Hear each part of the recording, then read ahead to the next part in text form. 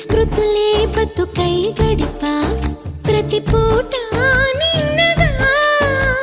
సుడిలో పడవై తిరిగా నిన్ను చేరే ముందుగా